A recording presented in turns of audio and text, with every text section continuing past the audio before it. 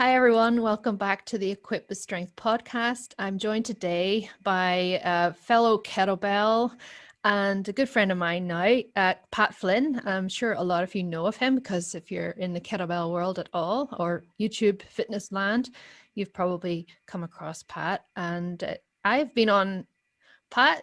I've been on your podcast, and this is returning the favor type of thing. I've been on yours a few times, and I'm really excited for you to chat to my audience and sort of share some of your perspectives and some of your coaching genius that you do. Um, you know, we've known each other. We always say this, like we've kind of known each other in the YouTube world for I think 11 years now or so. Wow. Yeah, Wow. it's like 2009 or so, Mm-hmm. I think. Mm-hmm. And so you've been in this game a long time. Tell us a little bit about what's kind of brought you to where you are now and what you've seen change and how you've changed, and all of the good stuff that you think is. Sure, sure. Well, first off, it's an honor, Marianne. Thanks for having me on. I was wondering how many times I had to bring you on my podcast so you'd finally bring me onto yours. So I'm kidding. It's awesome. It's awesome to be here. It's always a joy to chat with you. And you're right. It's crazy to think about every time that back in like the wild west of YouTube land, we both had our little kettlebell channels, and I remember we would kind of like comment on each other's videos, and it was fun. It was just a lot of fun back then, and it was chaotic. I don't think either of us knew what we were doing. We just liked working out and putting up videos, and there's like this little kettlebell world that everybody kind of was into, and it was kind of chummy, you know, and it was Mhm. fun, and yeah, the kettlebell just explosion happened, right? You had like the Yeah. RKC, and it just became this huge thing. And I think we were both kind of relatively. I mean, the kettlebells had been going on like a while before that, like early 2000s, but there was this like this explosion around that time, right, where it Yeah. just really became super popular. And I think both of us were kind of at the ground level of when that happened. So it was a very exciting time. And yeah, so how have I changed? Well, yeah, hopefully I think I have a bit of a more mature outlook on training than I did back then. And in certain respects, I mean, when back in 2008, 2009, when we were just getting started, I mean, I was in college, so I just had this kind Wow. of, you know, rambunctious training attitude, kind of an obnoxious training attitude in certain respects. We Um, all and did, I think. yeah, we all did, right? And I'm just not that way anymore, right? Mhm. Now I'm older, I'm crustier, I'm slower, I'm fatter, I'm a dad. So so like I try to be more intelligent about things, you Yeah. know, and over those many years of trying to own the craft, you learn things. I've had many mentors. So, you know, it started out as as a tool that I was using to supplement martial arts because I was very competitive in Mm. martial arts in college. And my coach, my martial arts coach, was the first person to introduce me to kettlebells because I was kind of just doing your traditional weightlifting routines. And he's like, actually, come here and I'll show you some exercises. And I loved it. And of course, just like went all in and just started coming up with, you know, these um, quite, I think, grueling routines as we both loved, Yes. right? We loved those just Yeah. grueling metabolic routines. And like, I still love them, right? I just try to prescribe them a little bit more intelligently now than I did Mm. before. So in some sense, I'm doing a lot of the same stuff, but I'm doing it differently than I did many years ago. I guess that'd be the most basic way of putting it, but we can explore that as we move along. Mhm. Yeah, absolutely. I think that one of the, well, I think for me, the thing that you're no, in my mind, you're known for is kettlebell complexes because Mhm. you love. Can you explain to people a little bit about what, if they don't know, like what's a kettlebell complex and why do you love Yeah. them so much? Yeah, I do love them, right? I love them because to me they're very efficient. So a complex is Mm, just a series of exercises done back to back with little to no rest in between. mm, And the kettlebell's great for it because it's such a compact, seamless tool that you can kind of flow from exercise to exercise just very efficiently. And complexes are awesome because they work multiple muscle groups and energy systems simultaneously. mm. We can kind of tweak them in different ways to kind of focus on different aspects of performance. So we can, you know, do a few exercises for a few reps with a pretty heavy weight and kind of, you know, focus on strength, or we can do a bunch of exercises for an extended period of time with a lighter weight and have like a really good kind of endurance based training session. And so they're a very versatile tool. They're a very time efficient tool, and they're a very convenient tool. So I always love them because I first was using them as a conditioning supplement to my martial arts because, Mm. and like atop of this sort of traditional weightlifting I was doing a lot of just like extended cardio, running, jogging, stuff like that. And Mhm. what I realized is, oh, well, these complex things, like this kind of like takes care of all of it at once, and it's much more efficient. And Mm. that's when I fell in love with them back then. They're also just really fun, right? Like just Yes. very Killer. challenging fun. Like you Yeah. feel good, you sweat a ton.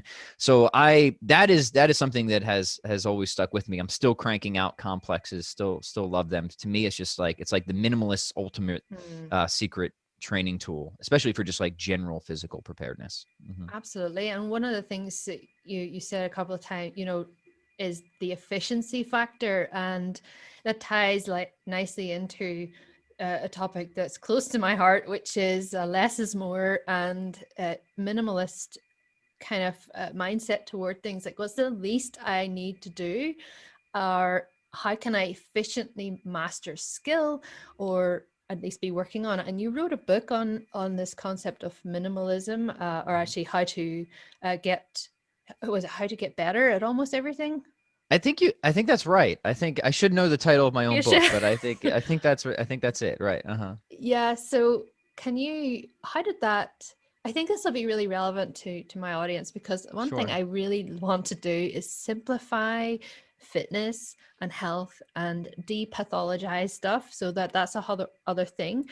But how to be really I said the mindset almost of efficiency, like going into something not having to do all the things, but what you Yes. like, share a little bit Oh about yeah, sure. where you come from on that. Yeah, so the way that I describe minimalism is I try to make it seem so obviously correct that it's almost trivial, in the Mm-hmm. sense that like minimalism to me is just like that cross section between effectiveness and efficiency. So effectiveness is doing the right things, right? And then efficiency is doing things right. And then so we're just trying to do the right things and do them right. And it's like, well, when would you ever not want to do that, right? Like and in that sense, like why would you ever not want to be anything but a minimalist, right? When would you want to be less effective or less efficient than you can be? So that's, but a lot of times people are, right? They Right. are ineffective or inefficient, and they can be so in various ways. So just to give some, I guess, kind of obvious examples, like if I want to get stronger, um, like especially if I want to build like upper body strength, but my exercise routine is just a lot of running, Mm. I could be really efficient at running, like have great technique and just be a great runner, but that's an ineffective effort for what I want to achieve, right? So Mm. that'd be an example of just doing something that just isn't very effective for my goal. On the other hand, I could be effective. I could be doing, presses and like, have good exercise selection and be doing generally the right efforts, but I could be very inefficient in my programming. I could have bad technique. I might not have my sets and reps and volume and density all dialed in. So I might have just a bunch of inefficiency, right? Mm. So the idea of being a minimalist is, for me, just kind of run a series of thought experiments to try and figure out, okay, well, what would be the most effective thing to do, and then how do I become more efficient at it based on whatever my goals are. And then of course, as your goals change, what you prescribe yourself will probably change as well. So I think complexes are often a good sort of minimalist answer to things, but not always. Not always. It depends on your goals. Um, and I think another point that you brought up that's relevant is there's this idea of priority as well, Mm. and especially as we actually start to live life, and we're not just Yeah. young and in college or living at our parents' house anymore, right? We have other obligations. We have to start thinking about, okay, I have real constraints on Mm. my time, on my energy. So I better start being a minimalist if I'm going to make the most use of my time. Yeah. And that's where I think like just little thought experiments can be very helpful for to try and get you to focus and clarify both what you want and what the process should be. So one is called the prisoner's dilemma, and that's something like, if you only had 15 minutes a day, 3 days a week to reach your goal, what would you do? And the idea there is to just put these sort of arbitrary restrictions in place, and they might not be so arbitrary. Like that might actually be your Right. situation, right? Where you think like, okay, this is all I have, right? And then hopefully Parkinson's law kicks in. Mm. And Parkinson's law just says that work typically expands to fill the time allotted to it, right? So Yeah. if you put restrictions in place, it tends to get you to focus more. Okay, like what I only got 15 minutes, so like I better make this count. What is Mm. going to be the best bang for buck thing that I can do? And like in certain situations, like it might be better to do more than 15 minutes for something, but if nothing else, these thought experiments can get you to prioritize and start to sort Mm. thing's out. It's like, okay, here's something that's really important. So if I get nothing else done, let me at least get this done. Mhm. And then if I have a little extra time, okay, this thing's still important, but maybe not the most important, so I'll move to that next. And then maybe we have all these other auxiliary things, like if I get them done, great. If not, no big deal. So to Mm. me, it's not just a matter of figuring out what's effective and efficient, but also kind of prioritizing, of Yeah. having like, here's the one thing, right? I have to get this one thing done no matter what. And if I get that one thing done, that's a victory. No matter it's a victory. Right. If I get more than that one thing done, then that's just all bonus. And Mhm. and for me and my clients especially is again, like I've got 4 children running around up, so you can probably hear them running around upstairs. um I think that's the key, right? Is some like floor, right? Like this, at least this, and keep it simple, keep it basic, keep it effective, keep it efficient, and then everything on top of that is bonus. That's the way I think about training a lot these days. I don't know if any of that made sense though. I just Total sense. And you're absolutely right. The priority thing, it and what I don't know about you, but what I find is people are very overwhelmed and they don't, and it's not their fault, right? Because you've so many pieces of information, you've so many goals to chase, and it's so hard to actually, first of all, decide, um, or whether you even need to decide or have to have a specific goal. But other than just, I like to move 15 minutes a day, which is oh yeah. easy, Mm-hmm. but at the same, well, it's not easy to do, but like it's easy to what you might do, just do what you like. But if you have a specific goal, then what do you prioritize in that a lot of time? And I think that sometimes that is where people get stuck, because they're like, what's the most important thing to do? And trainers hold, like, we in theory hold the knowledge on how to sort of prioritize that, but to your average sort of person who just say, like, what's a typical goal that you would hear from in your community? Yeah, body composition is always a big one, right? Mm-hmm. So people always want to. Weight loss is probably the number one that I hear. Right. After that, strength is very important for people. So I Mm-hmm. would say those are number two. And then in my community, other communities are different. So I would say weight loss, strength, and then probably a third would be building some type of muscle, Mm-hmm. right? I don't have a lot of bodybuilders or anything like that, but people want Right. to add some like lean functional muscle. And then Right. there's other things that people care about that I think that as a coach, sometimes you wish they cared about it a little bit more, like movement quality and stuff like that. Mm-hmm. But that would be, yeah, I would say if I were to kind of like, I haven't done like a survey of my community in a while, but when Mm-hmm. I have done that previously and based on what always gets the most attention, it would be body composition, strength, and then whatever else it is after that. Those would be the top 2. Mm-hmm. And where do you find people get stuck? Yeah, that's a really good question. They get stuck in a number of different areas. Nutrition's a big one, right? Mm. Nutrition's always a big sticking point, but maybe we can bracket that off and come back to that. And just when it comes to working out, time is a big one.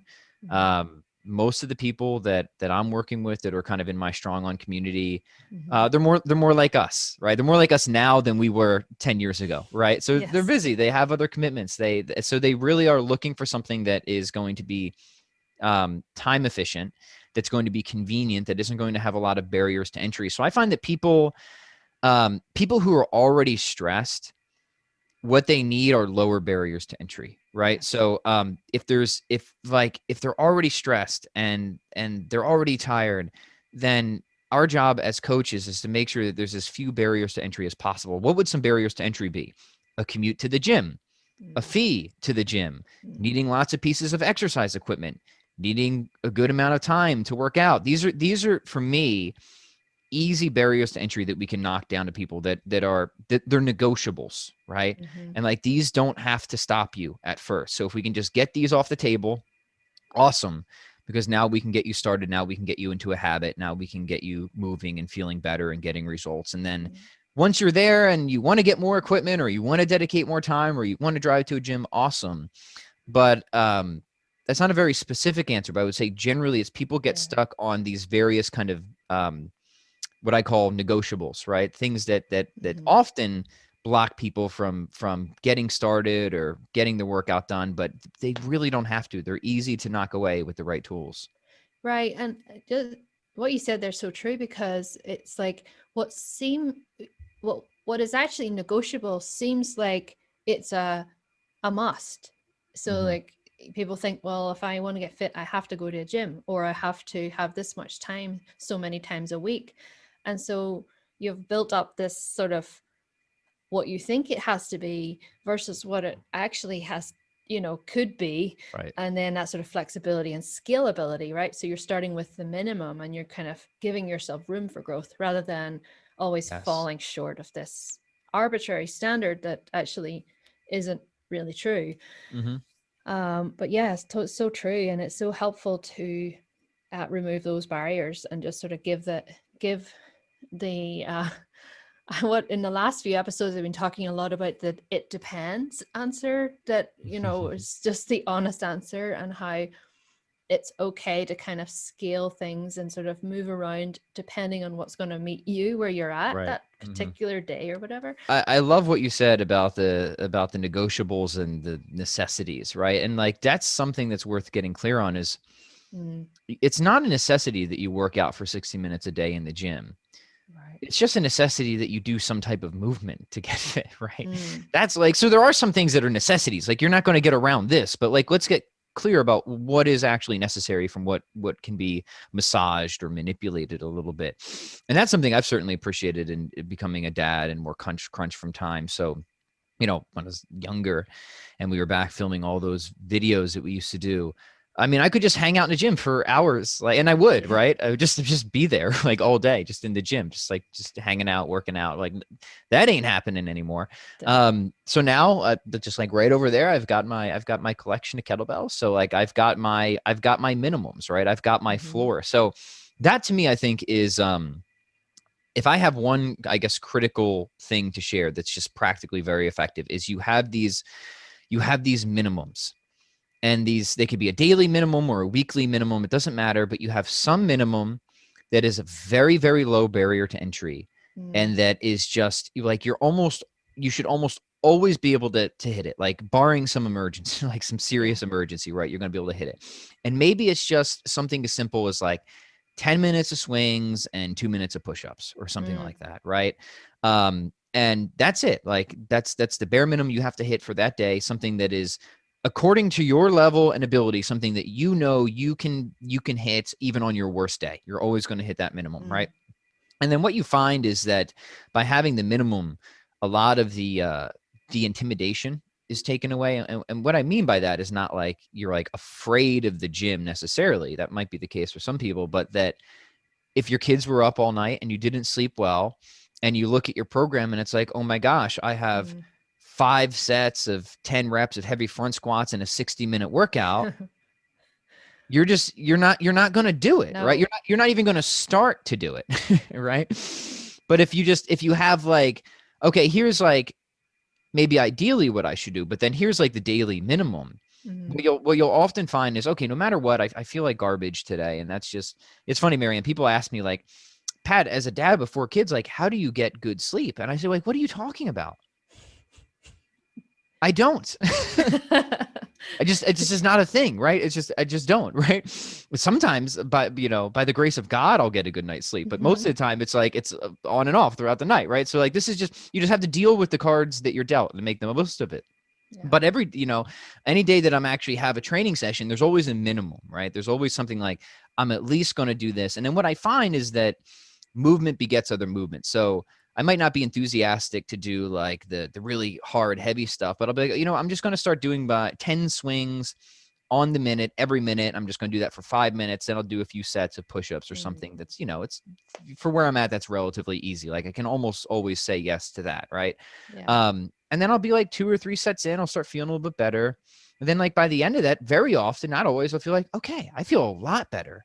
Mm-hmm. And because I just got started and because I didn't let the ideal program on paper Yeah. intimidate me, but I had that daily minimum that even if that's all I did, it would still have been worthy, right? It still would have been good for me.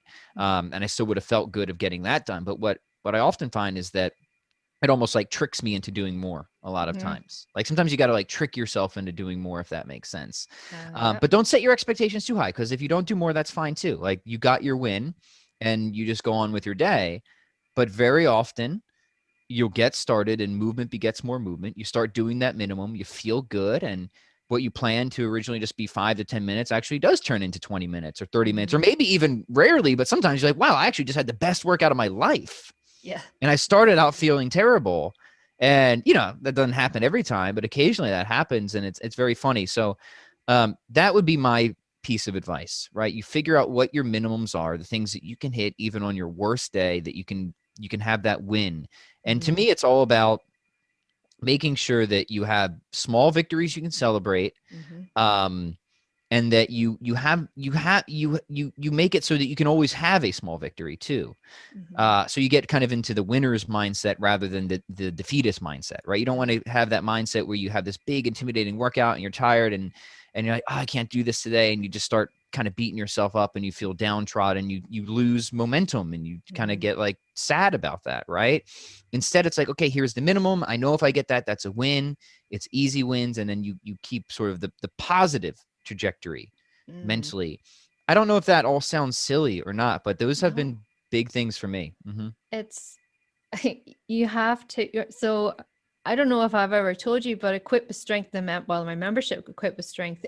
The whole idea is less is finding your minimum effective kind of dose kind of thing, but also having a minimum goal every week. And that's Mm. exactly what you just said. It's brilliant. It's Yours is so brilliant, not mine. you're the way you've put it is good because it's a task and it's like, 2 exercises or even just 10 swings or whatever that Mhm. just, and what I found is this is like this is before motherhood. So, but I was going through like, it was like winter. I didn't want to go into the garage. It was too cold. And I thought, I'll just go in and start, practice some snatches or something. And before I knew it, I was doing the snatches, then I was doing squats, then I was doing push-ups, then I was doing whatever. And it once I got warmed up into it, it felt much easier to do. Mhm. But no, but these days, like, because since becoming a mom and life happening, then it's so useful to have that in my toolkit, that minimum goal, and make it so easy. It's almost so doable. It's almost impossible to fail. Right. Like, Mhm. and it's not just impossible to fail by the signs of even what you're saying, is it's easy to get back into. If you have a really unusually bad week and you can't do anything, then Yes. it's so easy Mhm. to get back on track to and you know what you mentioned about the programming, and like these, you have a big program and that fear, and when you said that, it's almost like a fear of like not doing enough. I've heard that a lot. Like, I just feel like I'm not doing enough. And Mhm. there's Mhm. this confusion about what it comes back to, that effectiveness and efficiency thing, getting that balance right. Mhm. And what it all depends. I know it all depends, and that sort of underpins everything. But have you, it's going to be so different for everyone. It's almost a silly question to It's all ask, right. We but can try. We we can can take a shot try at it, it. right? Yeah. Let's Uh-huh. see. Um, what would you say those big rocks would be, like, to Right. almost the most enough things? Yeah, let's just give some ranges. I think ranges are Mm, helpful because then people can kind of auto regulate. So I would say for like most people, most of the time, if you can get like 2 to 4 kind of strength-based sessions in a mm-hmm, week, don't have to be long, right? Could be mm-hmm. 10 to 20 minutes, Yeah. 2 to 4 of those a week where you have some good quality resistance training. Could be with kettlebells, could be with body weight, could be with barbells, dumbbell, Mm-hmm, whatever you prefer. Doesn't have to be anything. maybe like 1 to 2 kind of more hitty, like metabolic Mhm. conditioning, short, kind of like get the heart rate up, sweat a little bit.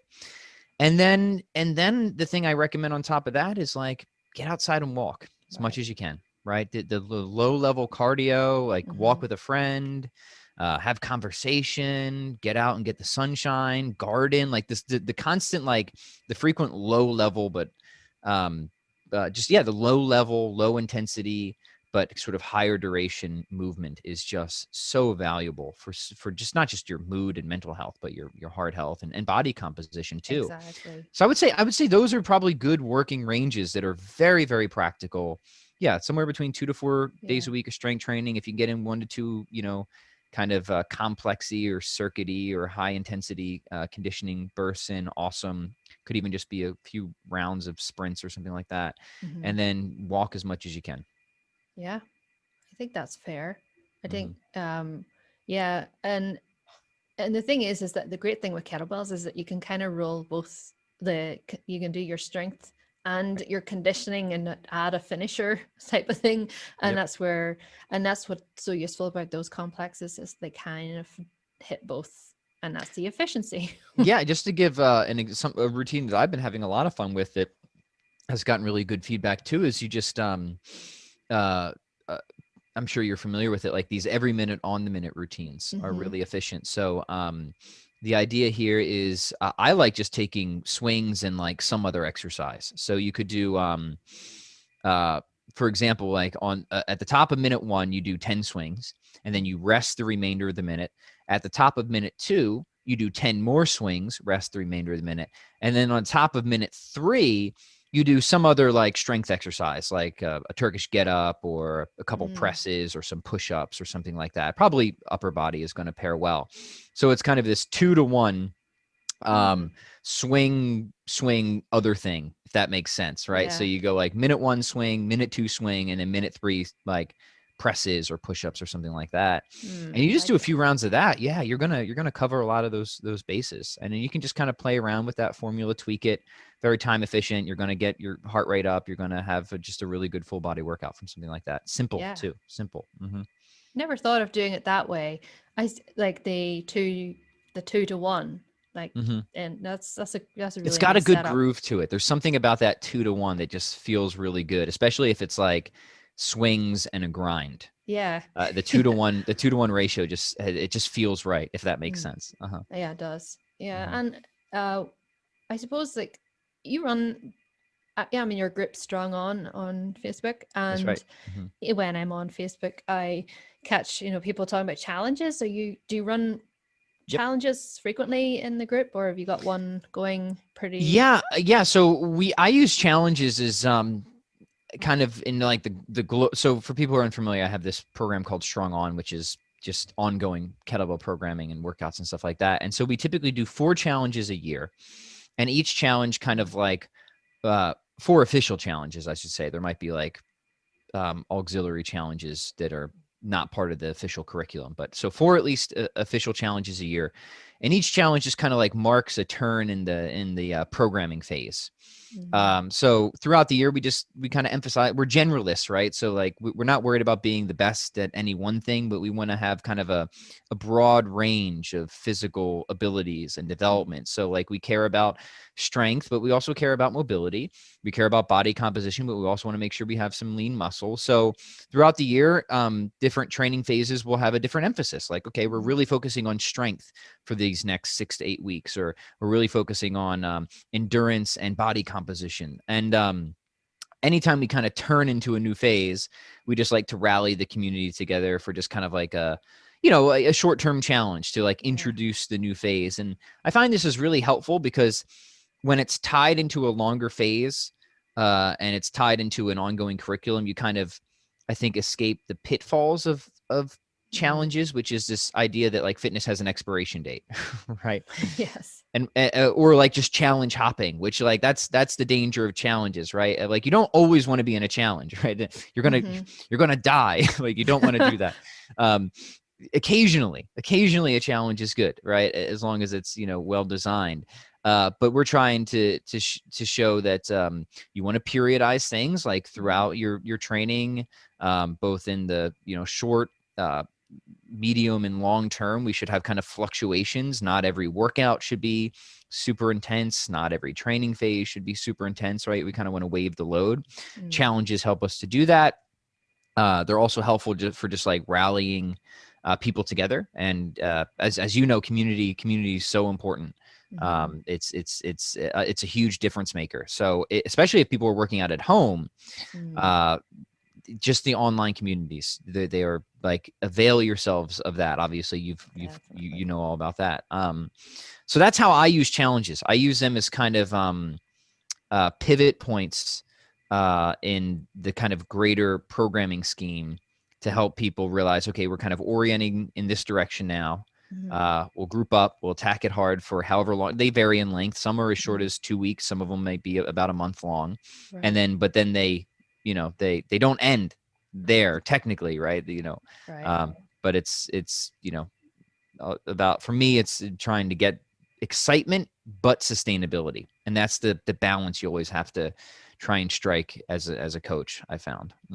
It's a nice on ramp, isn't it, like into that new phase of training. And I actually really like how you're doing that, because it is one of those things with business wise, like you hear all these people doing these challenges and you see them everywhere, but it does give you that idea that it's only short term or whatever. And then one of the things that I think it also can do is like give you the impression that fitness is so full on all the time, but it obviously isn't. And that's where you get that nice balance where you're leading into like a longer sort of that more sustainable thing. So in order to I guess wrap up here, what are some of, I suppose, like the things you're working on right now, or like are you, because I did see in your emails that you've got a new thing going on at the minute, or what's happening? There's always some new weird thing going on. The, Yes, yeah, I have a workout collection coming out just oh. today, actually. This isn't a challenge. It's just it's called 216s, and the idea is if you just have 2 kettlebells that aren't of a crazy size, you can get a lot done with them. So a lot of my audience, they like as we talked about, kettlebell complexes. So this program is all like having fun with double kettlebell complexes, right? So 2 kettlebells, they don't have to be super heavy. Here's a bunch of workouts to how to use them. So that's a new thing. If people are interested in that, they can. The best place to find out about any of the weird new things that I'm doing would just be to get on my email list, which is over at 101kettlebellworkouts.com, and that's just it's a download of just what it says, 101 kettlebell workouts, and it's free, and you can get that. That'll get you on my email list, and then I'll bother you at that point. Yeah. But no, it's very useful stuff. And you have your own podcast as well. And you often have you usually have some great guests on, including myself, of course. Indeed. But, Dan John's on there, and like, right. Yep. Loads of other people who you'd have really interesting discussions, philosophy, religion, fitness, everything. There's just no separating it. It's all part of the human experience. It's very selfish because I just talk about the things that I'm interested in, and that's what I'm doing here. but people tell me they enjoy it and they find it helpful. So, but that's very kind. Yes. So Dan John is on every week, and that's always a treat. He's very, very generous to give his time there. And then the podcast is called it's the humbly and originally named Pat Flynn Show. So the Pat Flynn Show podcast, if people want to check it out. Yeah, it's awesome. Well, thank you, Pat, for coming on to my show, and hopefully you'll be back on soon. Thank you, Marianne.